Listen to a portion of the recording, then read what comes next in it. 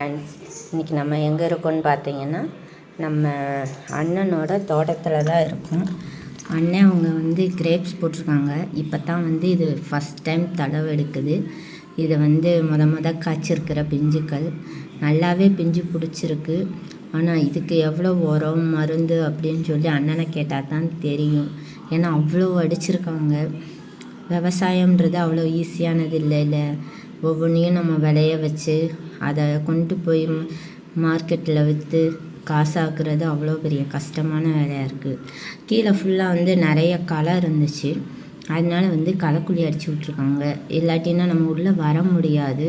ரொம்ப செடியாக இருக்கும் இல்லையா, பயமாக இருக்கும், பூச்சி வட்டை ஏதாவது இருக்கும் அப்படின்னு சொல்லி அதுக்காண்டி கீழே மருந்து அடிச்சிருக்காங்க.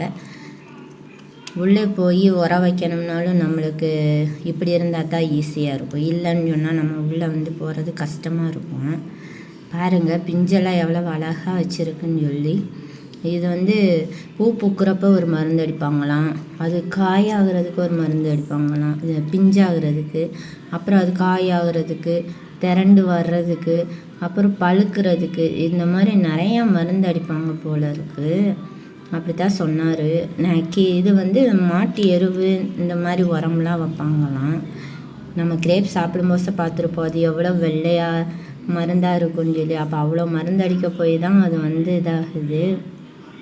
இவ்வளோ உழைப்பு வேலைப்பாடுகள் இதெல்லாம் செஞ்சாதாங்க அந்த கிரேப்ஸ் நம்ம மார்க்கெட்டுக்கு கொண்டு வர முடியும். விவசாயம் பண்ணுறது அவ்வளோ சிரமமான விஷயமா இருக்குது. இதில் காக்கா வேற வந்துடும். இது காக்கா வேற விரட்டணும். பழுத்துருச்சுன்னு சொன்னால் காக்கா வரும். ஓகே ஃப்ரெண்ட்ஸ், வீடியோ பிடிச்சிருந்தால் லைக் பண்ணுங்கள், ஷேர் பண்ணுங்கள், கமெண்ட் பண்ணுங்கள். Okay bye. அடுத்த ஒரு வீடியோவில் பார்க்கலாம்.